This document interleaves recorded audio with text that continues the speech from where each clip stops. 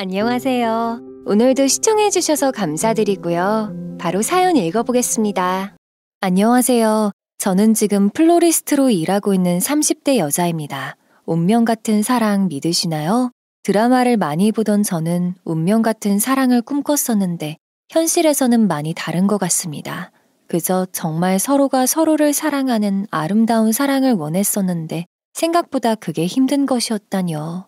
저처럼 인생에 실수를 하지 않기를 바라며 이렇게 사연을 보내봅니다. 글재주가 없어 이 발정난 시댁 악마들이 어떻게 여자에 미쳤는지 이런 몰지각한 사람들이 아직도 세상에 존재하는구나. 그리고 저와 유사한 경험을 한 주부들에게서 배운 것을 어떻게 실행했는지 위주로 전해드릴게요. 솔직히 말하면 다 잘라버리고 싶어요.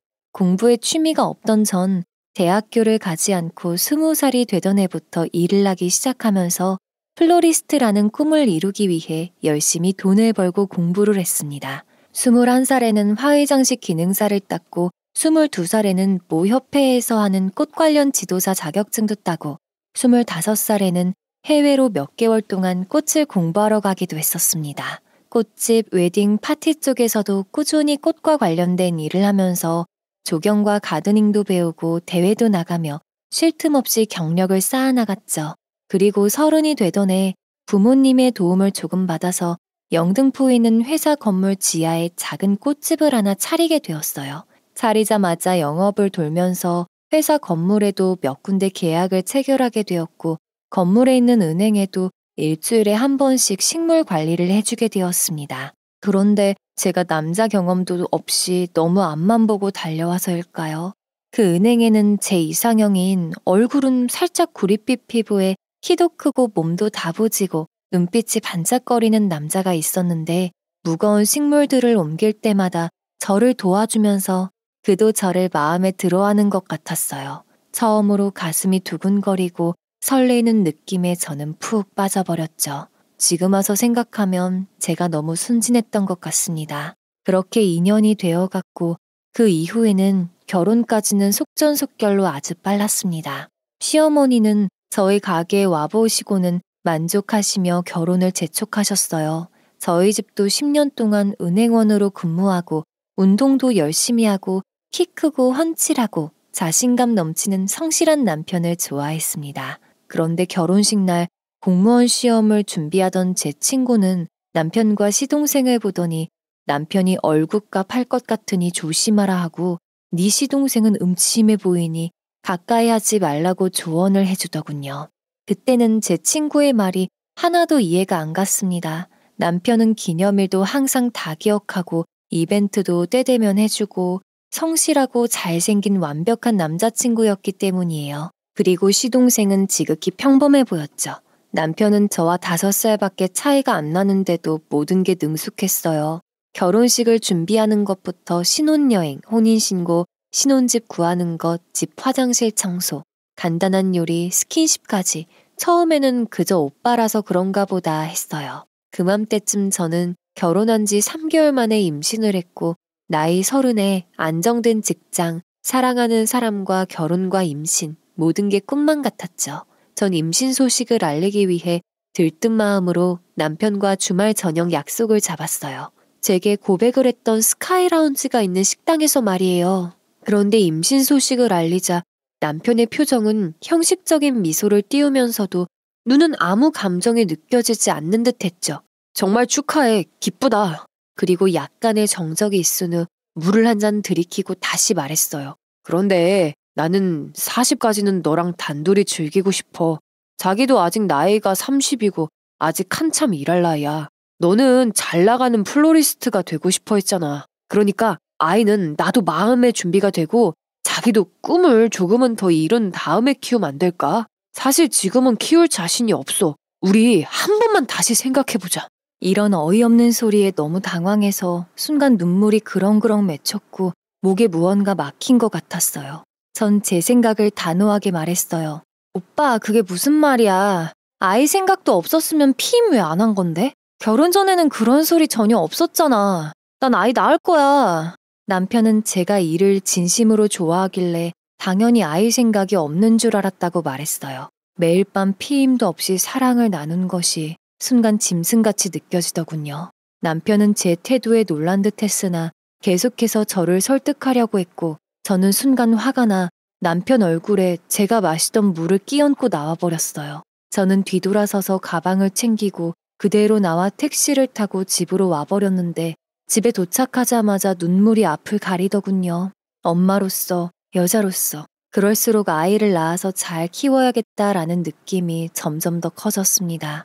일도 더 열심히 해서 성공해야겠다고 다짐도 했고요. 이맘때쯤 예전에 알고 지내던 백화점 문화센터에서 수업 의뢰가 들어왔었는데 일전에 거부한 적이 있었습니다. 하지만 지금은 상황이 바뀌어서 바로 제안서를 만들어 그곳으로 찾아갔죠. 마침 다음 학기부터 선생님이 그만둔다면서 운 좋게도 바로 수업을 할 수 있게 되었어요.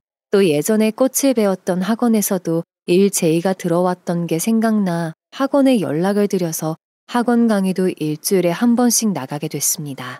남편은 아이를 낳지 말자고 계속해서 압박했는데 그로 인해 다툼이 많아졌고 저는 점점 더 독하게 변해갔어요. 신혼 4개월 만에 결국 각방을 쓰기 시작했습니다. 그렇게 6개월 뒤에는 아이를 출산하고 시어머님과 친정어머니께서 아이를 봐주시게 되었습니다. 남편은 기쁨보단 난감한 표정을 짓더군요. 시어머님은 그런 남편을 신경 쓰지 말고 지금까지 잘 해왔으니 아무 걱정하지 말라고 남자란 동물이 자기밖에 생각을 안 한다고 설이 들면 괜찮을 거라며 위로해 주셨어요. 그리고 매번 친정어머니보다 더 반찬을 가져다 주시고 저를 살뜰히 챙겨주셨죠. 덕분에 저는 아이를 아무 걱정 없이 키울 수 있었습니다. 그리고 어느덧 2년이란 세월이 흘렀죠. 아이는 아빠보다는 엄마를 훨씬 좋아했고 남편의 부족한 애정은 저희 친정 부모님과 시어머님께서 대신 사랑을 듬뿍 주면서 챙겨줬습니다. 게다가 저는 어느새 꽃집의 알바생도 될 만큼 많이 바빠졌습니다. 주로 수업을 나가는 평일 오후 저녁 시간대는 알바생이 가게 일을 했죠. 그러던 어느 날 시댁이 이사를 간다고 해서 도와주러 갔어요. 매번 아이를 봐주셔서 이번에는 제가 제대로 도와주자 싶었죠.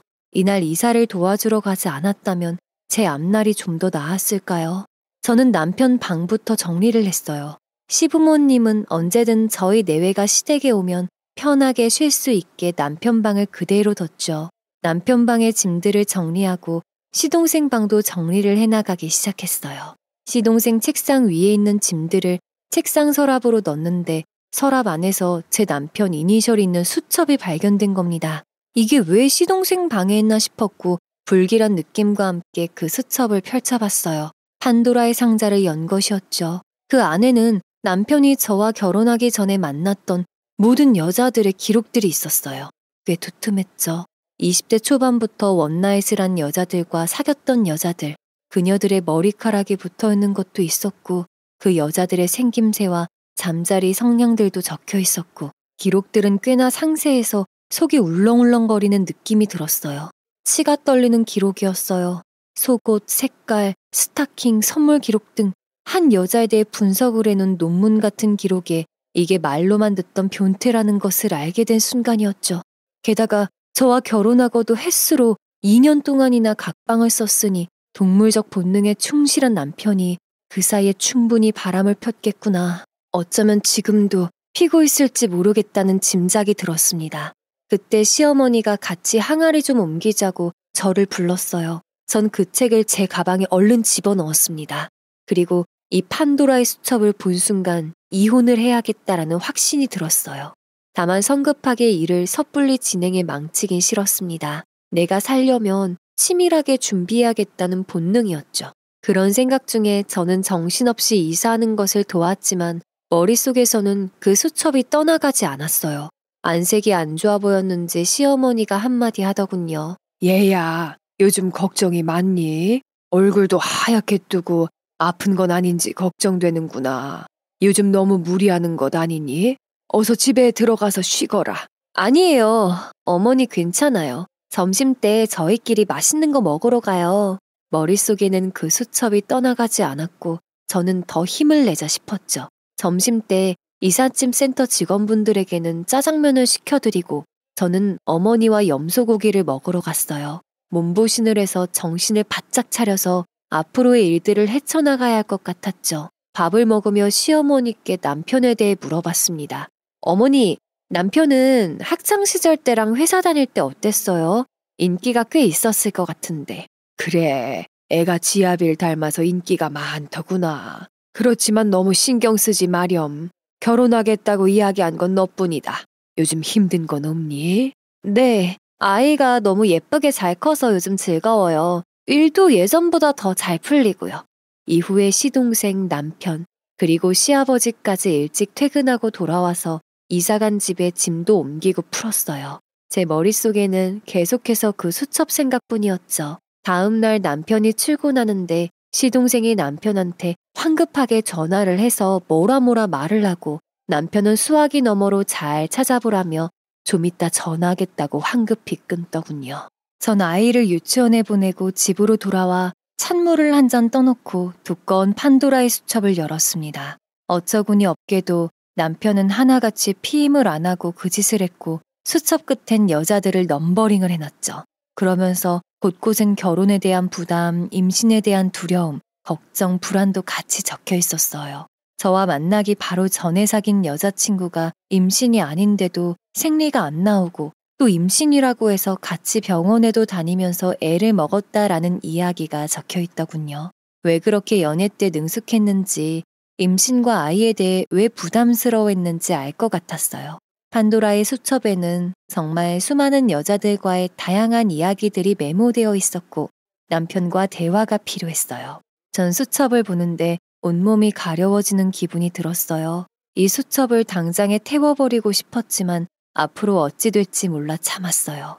아니, 본능적으로 증거로 가지고 있어야겠다라는 생각이 들었습니다. 퇴근 후 아이를 친정에 잠깐 맡기고 남편과 시외로 나가서 잠깐 이야기를 하기로 했죠. 한적한 카페에서 남편과 마주 앉아 그를 바라봤습니다.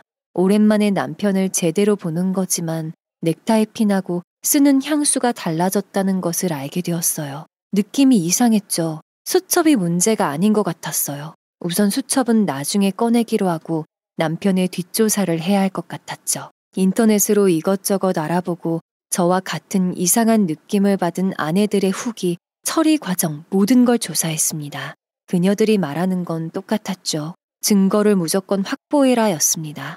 전 이야기를 빨리 마치고 먼저 나와서 초소형 카메라와 녹음기를 샀어요. 그리고 남편이 자주 입는 재킷 안주머니에 초소형 녹음기를 넣었죠. 연애 때부터 안주머니는 신경을 안 쓰길래 그 자리가 적합했죠. 게다가 카메라는 알바생한테 남편이 일하는 은행에 식물 관리를 하러 가는 날 남편 책상에 있는 화분에 둬달라고 말했죠. 시간이 흘러 2주일 뒤 카메라와 녹음 파일을 회수해서 들어봤어요. 남편은 회식 자리에서 놀라운 이야기를 했죠.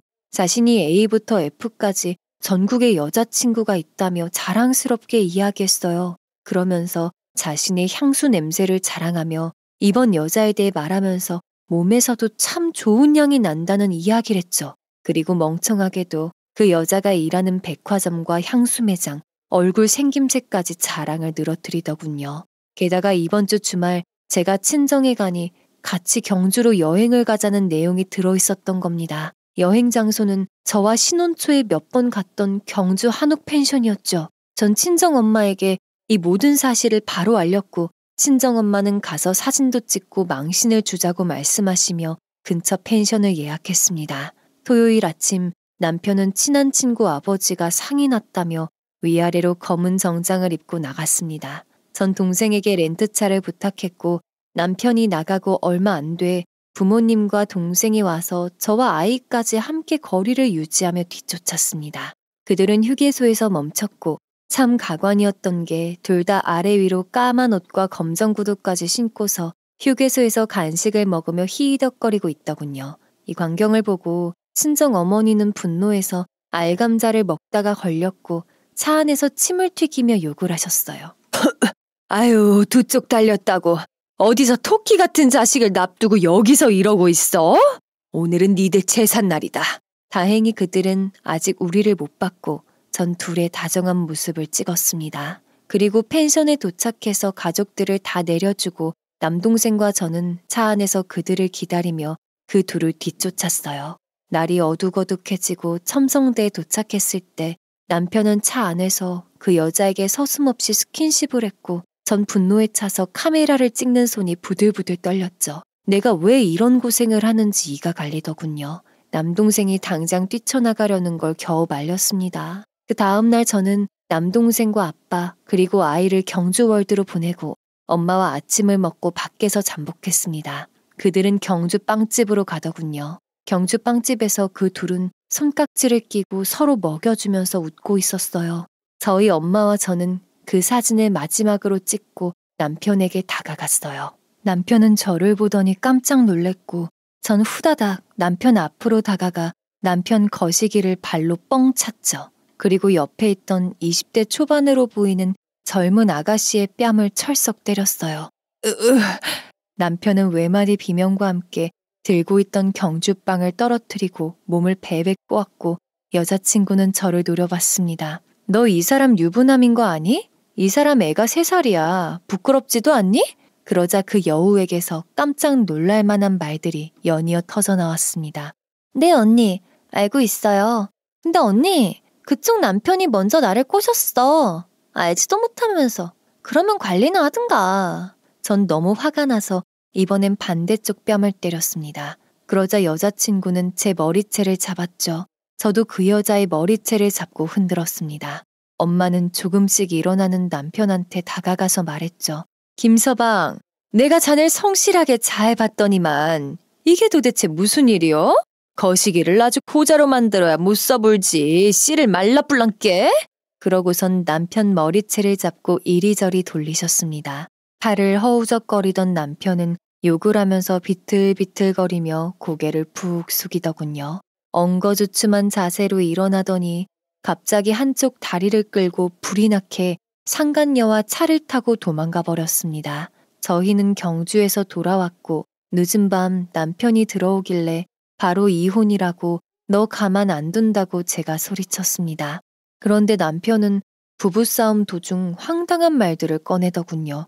내가 잘난 걸 어떡해. 너도 결국 나보고 먼저 반한 거잖아. 한국이 일부 일처제라는 게 말이 되니? 누구나 다 바람 펴. 너도 억울하면 바람 피면 되잖아. 남편은 저와 상식이 안 통하는 사람이었습니다. 저와 생각하는 것이 너무나도 다른 사람이었던 것이었습니다. 그날 이후 남편과 저는 서로 더 어색해지고 전 철저히 이혼을 준비했습니다. 다만 이렇게는 도저히 못 끝내겠더군요. 너무 억울하고 분했죠. 결혼 전 제게 조심하라고 했던 친구가 생각나서 친구에게 전화해 제 이야기를 털어놓았고 친구는 저보고 곧 힘든 시기가 끝이 난다고 저를 적극적으로 도와준다고 했습니다. 친구와 함께 남편에게 복수할 대자보를 만들기 시작했습니다. 남편 이야기를 시댁에도 알려야 될 것 같아 주말에 시댁에 갔습니다. 시어머니한테 경주에서의 일들을 말했습니다. 시어머니는 그 이야기를 듣더니 한숨을 내쉬며 꺼이꺼이 울면서 한참을 울다 말했습니다. 난 아들이 항상 걱정되는 여자들만 만나길래 너무 걱정하고 있었는데 우리 며느리 같은 사람을 데리고 와서 깜짝 놀랬다. 그제서야 아들놈이 정신 차리나 보다 싶어서 사실 너무 고맙고 기뻤어. 세상에, 아들 녀석이 지 아빠를 꼭 닮았구나. 나도 네 시아버지 때문에 고생이 많았어. 이혼하려면 하렴. 아가, 난 네가 그렇게 고생하는 건 싫다. 무조건 네 편이야. 너무 미안하구나. 내가 자식 교육을 못 시켜서 정말 미안하다, 아가. 그리고 시아버지한테도 말해야겠다 싶어 자주 가시는 경로당으로 찾아갔어요. 이때부터 시댁 남자들이 어떤 피를 갖고 있는지 알게 되었죠. 네가 여기까지 웬일이냐? 지금 한참 좋았는데 네가 흥을 깼어. 눈치도 없긴. 시아버지는 경로당에서 춤을 추다 나오신 것 같았고 경주에서의 일들을 말씀드렸습니다. 남자가 사회생활 하다 보면 당연히 여자를 만날 수 있지. 우리 아들놈이 보통 잘생겼어야지. 우리 손자도 분명 나를 닮고 아들을 닮아서 인기가 많을 거야. 옛날에 왕들은 이보다 더 있는데 뭐. 그런 걸로 왜 힘들어하는지 모르겠구나. 그런 이야기를 나불거릴 거면 어여 가거라. 그러면서 저를 위아래로 훑어봤어요. 그러고는 하시는 말이 아이를 낳더니 예전만 못하구나. 그러니까 우리 아들이 마음이 식었겠지. 내가 충고 하나 하자면 여자는 결혼하고서도 50kg대를 넘어선 안 된다. 언제나 좋은 향기가 나고 꾸며야 해. 또 돈 좀 번다고 으스대서도 안 돼. 저는 다른 것보다 손자도 나와 아들을 닮아서 인기가 많을 거라는 말이 참을 수가 없었어요. 아버님, 그러시는 거 아니에요. 저는 절대 우리 아들 그렇게 안 키울 거예요. 바르고 멋지게 키울 겁니다. 그러니 애 앞에서 함부로 그런 소리 하지 마세요. 전 소리를 버럭 지르고 나왔어요. 순간 평생을 이렇게 살아오신 시어머니가 너무 불쌍하게 느껴졌습니다. 저는 시간이 될 때마다 아이와 같이 시어머니를 만나서 같이 이야기를 했어요. 시어머니는 시아버지보다 7살 어리신데도 불구하고 항상 기력이 없으셨죠. 마음고생이 이만저만이 아니셨어요. 같은 여자로서 그 심정을 헤아릴 수 있었습니다. 시어머니는 제가 자신의 마음을 유일하게 알아준다며 참 고마워하셨어요. 그리고 지금 시아버지가 만나고 있는 여자는 또래 여자가 아니라 새파랗게 젊은 아가씨를 만나고 있다고 말했죠. 얼마 뒤에 사건이 터졌어요. 시어머니가 반찬을 만들었다고 가져가라고 해서 퇴근길에 시어머니 댁으로 가는데 주차장에서 큰 소리가 났죠. 큰 소리가 나는 쪽으로 가보니 시아버지와 함께 있는 아가씨의 옷에 김치 국물이 튀었고 시아버지가 소리치고 있었죠. 이 여편네가 이게 얼마짜리인 줄이나 알아? 우리 애기한테 오늘 사준 건데 어떡할 거야? 알고 봤더니 시어머니는 제게 줄 반찬이 많아서 주차장에 미리 가져다 놓으려고 내려갔다가 시아버지 차가 있어서 다가갔다고 해요. 그런데 시아버지가 주차장 기둥 뒤에서 진하게 애정행각을 하고 있는 것을 보고 놀라서 김치통을 떨어뜨렸고 그 여자의 옷에 묻은 거죠. 시어머니는 그 자리에서 바닥을 닦는다고 정신이 없었고 저는 시아버지한테 지금 여기에서 뭐 하는 거예요? 나쁜 짓 하려면 안 보이는데 가서 하던가 어떻게 여기서 이럴 수 있어요? 라고 화를 냈어요. 그렇게 시부와 언쟁이 오갔고 그 사이 시어머니는 김치통에서 김치를 꺼내서 시아버지 얼굴에 김치 싸대기를 날렸어요. 개량 한복을 입은 시아버지의 옷 안과 밖으로 김치 국물이 줄줄 흘렀죠. 멀리서 경비 아저씨가 쫓아와서 지금 퇴근 시간이라 곧 사람들이 많이 들어온다며 어서 정리하고 가라고 했고 시아버지는 화를 내려다가 내연녀와 사라지곤 그날 밤 집에 들어오지 않으셨습니다. 저는 반찬을 차에 싣고 시어머니와 차 한잔을 했습니다. 시어머니는 평생 참고 살았는데 같이 있어줘서 고맙다고 덕분에 용기가 생겼다며 제 손을 꼭 잡아주셨어요.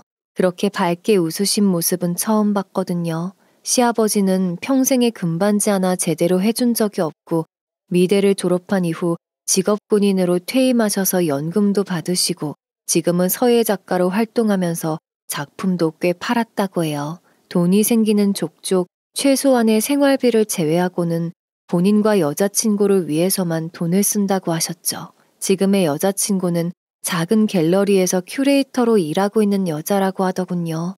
그리고 시어머니는 이젠 시아버지와는 연을 끊고 자유롭게 살고 싶다고 했어요.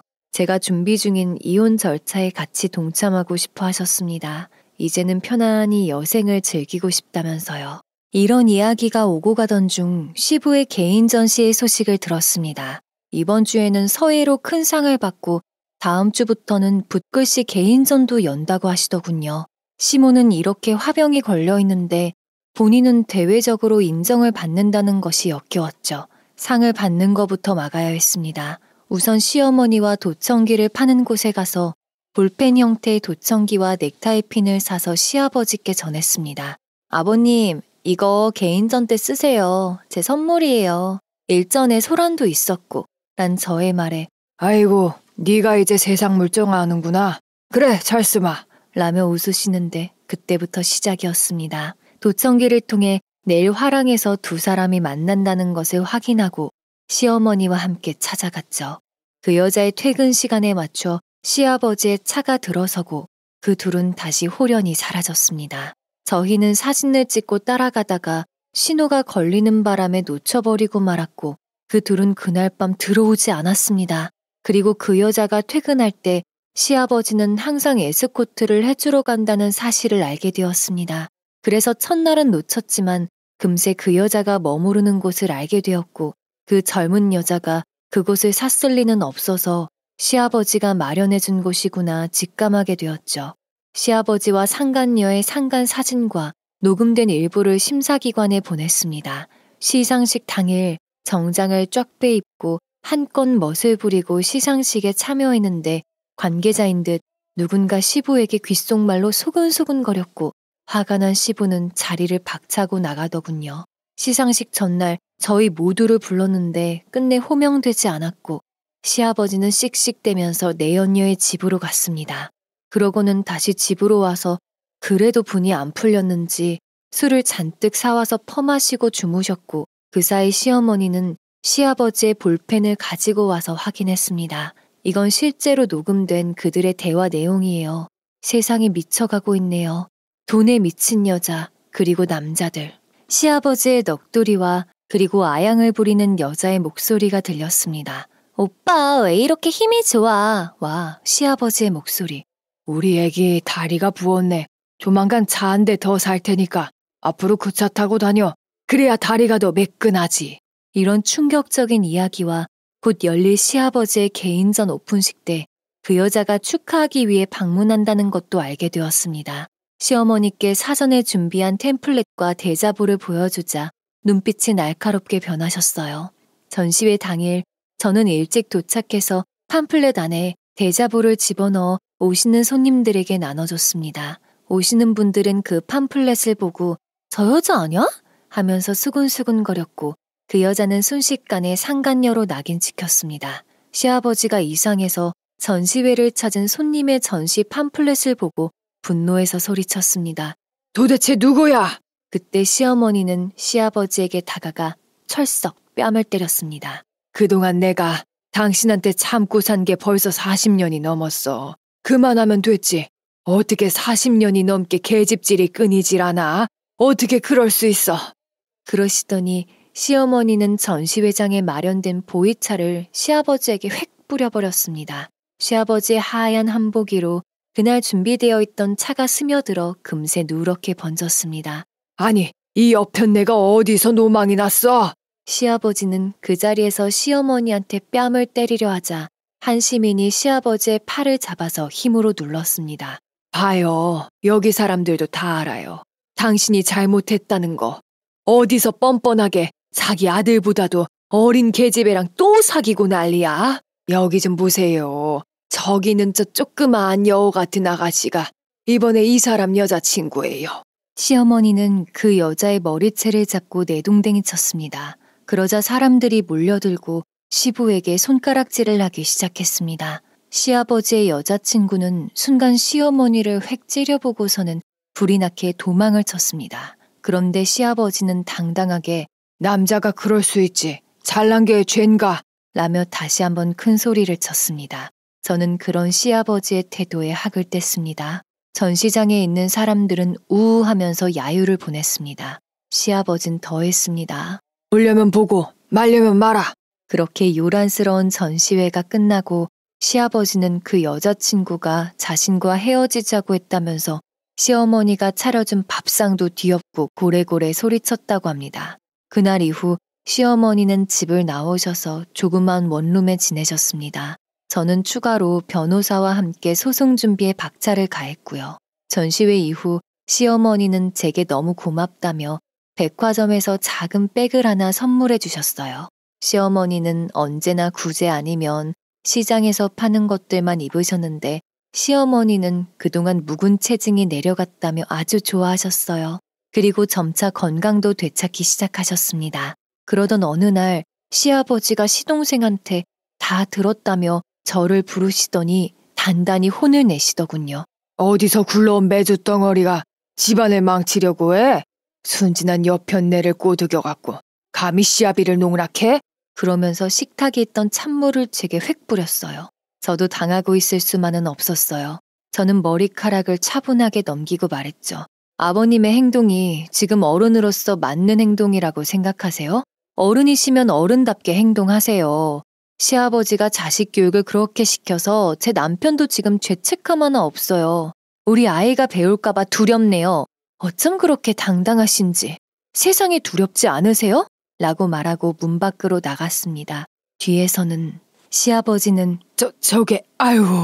하시면서 뒷목을 잡는 듯 했어요. 그리고 이 발정 DNA는 멈추지 못하더군요. 어지간한 사람이라면 거기서 머물 듯 할 텐데 두 쪽 달린 남자들이 미치면 자제가 안 되나 봅니다. 그건 제 남편의 폐악질이었죠. 그러던 어느 날 꽃집 직원이 저에게 할 말이 있는 듯 우물쩡거리고 있는 거예요. 참다 못한 제가 말해보세요 라고 말하자 남편이 지금 다른 여자와 사귀고 있다고 하는 겁니다. 사장님, 지금 계장님이 요 앞에 있는 작은 사회복지기관에서 일하는 회계 담당 복지사분과 사귄다고 은행에 소문이 파다해요. 사장님 어떡해요? 괜찮아요, 미연 씨. 오히려 잘 됐어요. 이혼 준비하기에 더 좋네요. 그런 더러운 자식인 줄 모르고 첫눈에 반해 처음 사귄 남자랑 결혼하다 이렇게 됐으니 미연 씨는 여러 남자 만나보고 신중하게 결혼해요. 아니면 나처럼 이렇게 고생해요.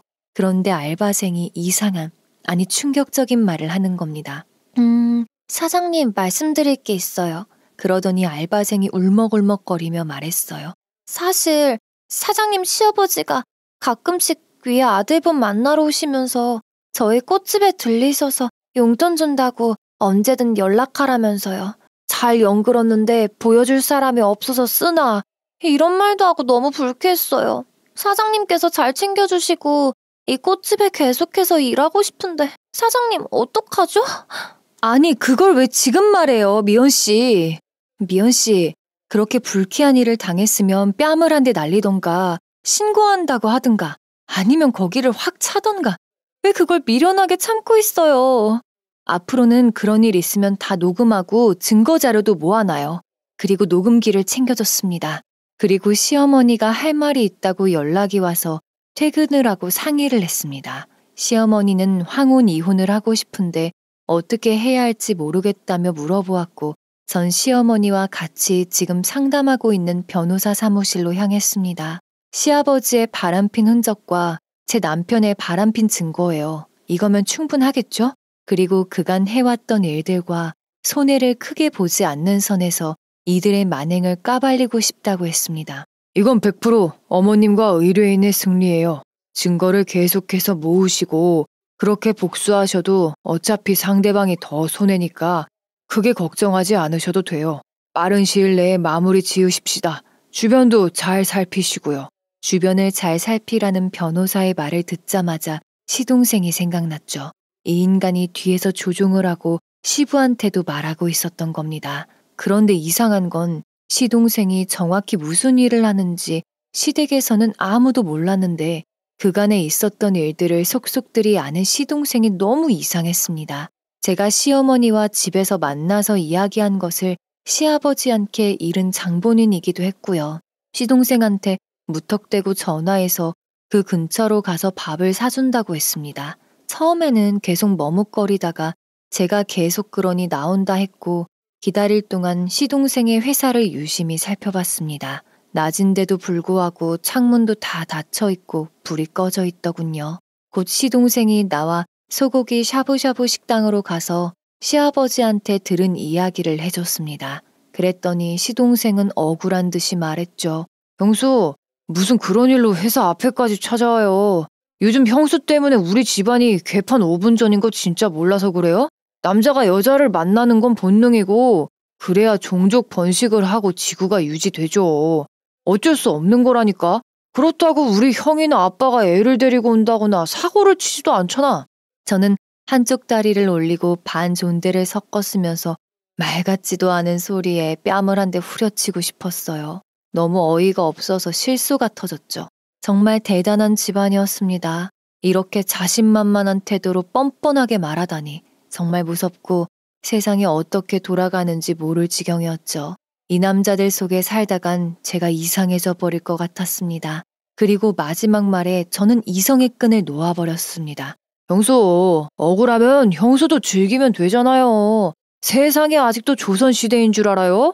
그렇게 시동생은 혼자서 중얼중얼 욕을 하는 소리가 들렸고 전 샤브샤브 재료들을 그대로 시동생 머리 위로 부어버렸어요. 밀가루가 묻은 칼국수 면발이 시동생 얼굴에 우습게도 주렁주렁 걸렸습니다. 뭐 하는 거야? 와, 진짜 재수없네. 집안에 여자를 잘 들여야 한다더니 망을. 시동생은 테이블을 쾅 치고 제게 삿대질을 하면서 일어났습니다. 그리고 제 뺨을 때리려 하길래 전 앞에 있는 국물이 흥건한 국자로 시동생의 귀싸대기를 때렸어요. 시동생은 얼굴이 빨개지면서 그 자리에서 한 손으로는 책상을, 다른 한 손으로는 뺨을 잡고 마구마구 소리를 지르더군요. 그리곤 아, 거지 같은 게. 라며 제 얼굴에 침을 뱉으며 자리를 일어서는데 전 얼굴에 묻은 침을 닦고 시동생을 쫓아가 시어머니가 주신 작은 백으로 시동생의 머리통을 한 대 갈겼습니다. 시아버지한테 잃은 것부터 재수가 없어서 그때부터 머리를 한 대 세게 쥐어받고 싶었거든요. 시동생은 때리려는 신용을 했고 저는 힐을 벗어서 한 손에 들었습니다. 시동생은 잘못 걸렸다면서 욕을 하면서 엘리베이터를 급히 탔습니다. 사람 같지 않은 시댁 남자들, 이게 현실인가 싶었어요. 드라마보다 더한 막장이 제 주변에서 벌어지고 있었습니다. 그런데 시동생 회사 앞쪽으로 다시 가서 보니 아무래도 이상했습니다. 밖에서 보기에 불도 안 켜져 있고 그런데 사람은 들락날락 하는 것 같았으니까요. 나중에 밝혀진 바에 따르면 이름만 같지 주소가 다르더군요. 그래서 이름이 같은 회사에 전화를 해봤는데 그곳은 건어물을 파는 곳이었고 시동생 이름의 직원은 없다고 하더군요. 더 느낌이 이상했습니다. 그래서 그곳을 유심히 보기로 했죠. 꽃집 알바생한테 제가 수업이 없는 며칠 뒤에 그곳에 꽃 배달을 간 뒤 바로 퇴근하라고 말했죠. 다음 날 알바생이 제게 어떤 곳인지 말해주었는데 그 자체로 충격이었습니다. 그곳 문을 여니 진한 화장에 짧은 미니 드레스를 입은 이모 같은 분이 나와서 어머 꽃이네 하면서 누구 앞으로 온 거냐고 물었다고 했죠. 알바생은 대충 느낌을 잡고 여기서 제일 예쁜 분한테 전해달라고 해서 왔다고 했죠. 그곳은 불법 밤업소 같다고 했습니다. 저는 좀 더 확실하게 하기 위해서 남자 알바를 한 명 모집해서 정확히 어떤 곳인지와 시동생 이름을 찾아서 그 사람은 여기서 무엇을 하는지 물어봐달라고 했죠. 일당을 10만 원을 준다고 모집을 했더니 1시간도 안 돼서 알바생이 구해졌고 몇 시간 만에 소식을 듣게 되었습니다. 시동생은 그곳에서 실장으로 불리고 있고 30에서 40대 한국인과 외국인 아주머니들이 낮에만 일하는 특이한 형태의 불법 밤업소였다고 합니다. 그 안에는 조폭처럼 생긴 매니저라는 사람도 2~3명 있었다고 해요. 저는 그곳을 불법업소로 바로 고소를 했습니다. 시동생은 그날 저를 찾아와서 날계란을 가게 앞에 퍼붓고 가만 안 둔다고 소리치고 갔죠.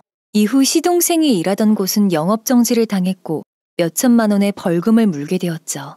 이 일이 나중에 어떻게 될지는 아무도 몰랐습니다. 시동생은 그날 이후부터 폐인처럼 집구석에만 처박혀서 있었어요. 그리고 밤에 몰래 나가 어디를 돌아다니는지 돌아다니고 왔죠.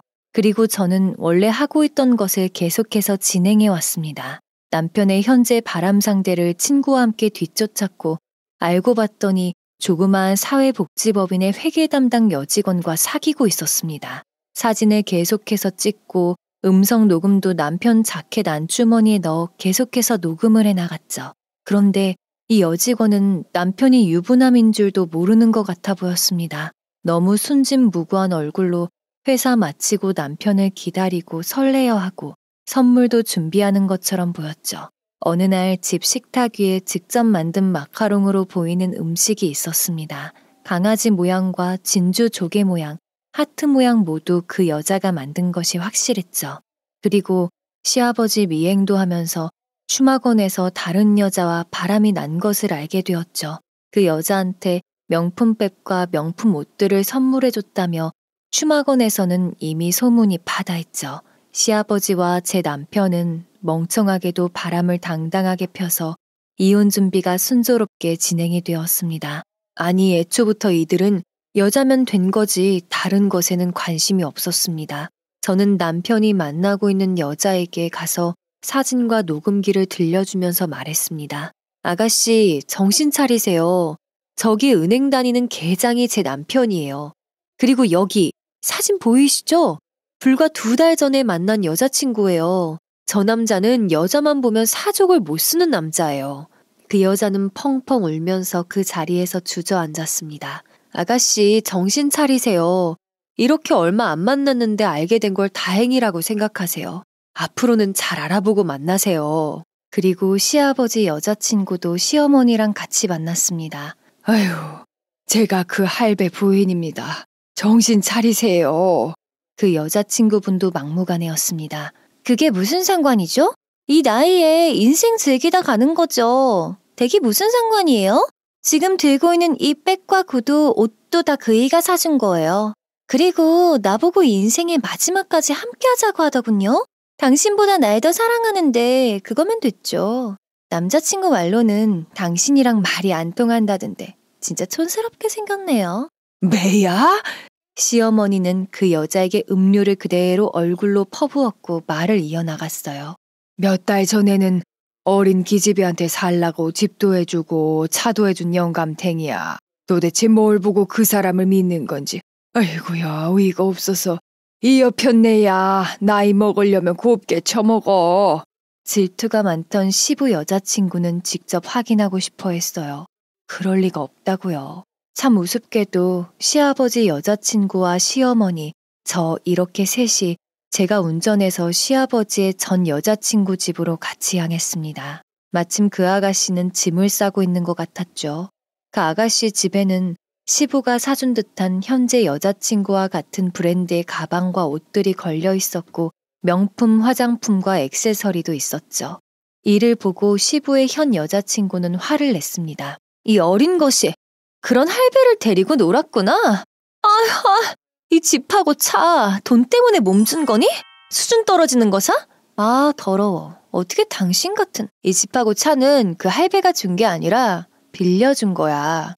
그리고 옷하고 가방만 사줬지. 나도 이제 고향으로 내려갈 거야. 아줌마가 뭔데 나한테 와서 꽃뱀이니 뭐니 말해? 안 그래도 요즘 지금 직장에서도 잘리고 답답해 죽겠는데. 나가라고. 다행히도 집과 차는 다행히 그 여자친구한테 준 게 아니었습니다. 그러더니 우리를 다 밀어내려 했습니다. 여자 넷이서 머리채를 잡고 대판 싸웠죠. 정말 이런 싸움은 태어나서 처음 해봤습니다. 순한 시어머니도 어느새 사자처럼 변해 있었죠. 시어머니와 저는 그 집을 나왔고 시원한 커피를 한 잔 마시고 토닥여줬습니다. 그리고 다음 날 수업을 나갔는데 꽃집 알바생이 전화가 왔습니다. 사장님, 사장님, 사장님! 알바생의 목소리는 다급했습니다. 무슨 일이야? 사장님, 지금 여기 건물에 난리 났어요. 아침부터 사람들이 전단지를 들고 저희 꽃집으로 찾아오더니 여기 사장님 안 계시는지 찾았어요.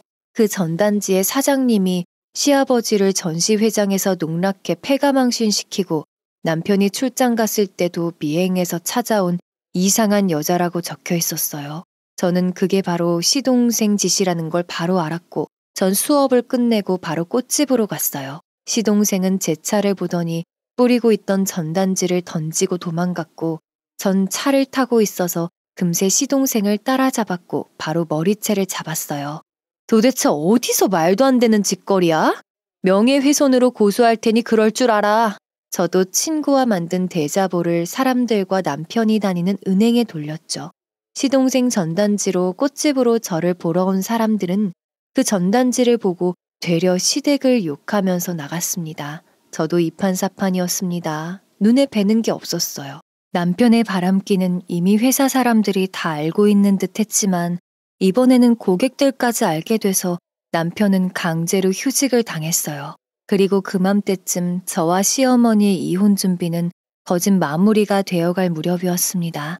남편은 저를 명예훼손으로 고소했고 저는 시동생을 명예훼손으로 고소했습니다. 내 이혼의 명예훼손의 아수라장이었습니다. 그리고 다가온 이혼 재판날 남편은 결혼을 하고도 끊임없는 바람을 폈기에 귀책 사유는 남편에게 갔고 저는 위자료 7천만 원과 매달 아이 양육비를 받을 수 있게 되었어요.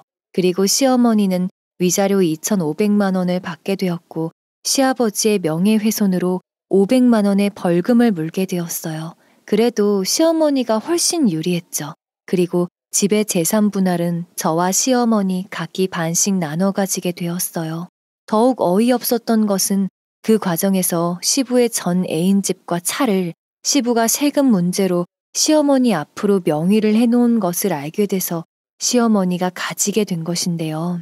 시부는 그게 어떻게 당신 거냐고 돌려달라고 고래고래 소리쳤지만 법원에서는 세금을 세탁하기 위해 시어머니 명의로 했기에 가중처벌되었고 시어머니 앞으로 가게 되었죠. 그러자 시부에게 속았다며 그 어린 상간녀는 시부를 상대로 혼인 빙자 사기로 소송을 걸어왔고요. 독한 세상, 독한 사람들입니다. 이렇게 이혼을 하고 남편은 지방으로 발령이 나서 지방으로 갔고 저와 아이, 시어머니는 이제야 평온한 일상을 누리게 되었어요. 차분한 일상으로 돌아온다는 것이 얼마나 큰 행복인지 뼈저리게 느낀 기간이었습니다. 저는 수업이 점점 불어나고 너무 바빠져서 꽃집을 정리하고 알바생을 제 수업 보조로 들였습니다. 같이 수업도 다니고 개인 주문도 많아지다 보니 가끔씩 이벤트 의뢰 문의도 들어와 안정적인 플로리스트로 자리 잡게 되었습니다. 시어머니는 그 여자가 살던 집을 팔아서 한적하고 경치가 좋은 곳으로 이사를 가셨고 사냐초도 캐고 텃밭도 일구고 시골에 조그만 찻집 겸 식당을 하나 내서 지금까지 살면서 가장 행복하고 평화로운 나날들을 보내고 있으셔요. 시어머니의 건강은 이제 얼굴에 윤기가 날 정도로 좋아졌고 저와는 정말 둘도 없는 단짝 친구가 되어서 쉬는 날에는 아이와 같이 놀러가서 수다도 떨고 재미나게 보내고 있습니다. 두서없이 그간의 일들을 나열해봤는데요. 이 세상은 제가 아는 것보다 더 미쳐가고 있는 것 같습니다. 돈에 환장한 그 돈을 위해 접근하는 여자들, 두 쪽 달린 짐승들, 이제는 다 잊고 저 또한 독하게 세상을 살아가고 싶습니다. 제 이야기 들어주셔서 감사드리며 결혼은 첫눈에 반했다 하더라도 한 걸음 뒤로 물러서서 신중하게 선택하시길 바랍니다. 여러분의 가정에는 평안만이 깃들길 바라면서 이만 마치겠습니다. 더 많은 이야기, 기막힌 사연을 듣길 원하신다면 구독과 좋아요, 알림 설정 부탁드립니다.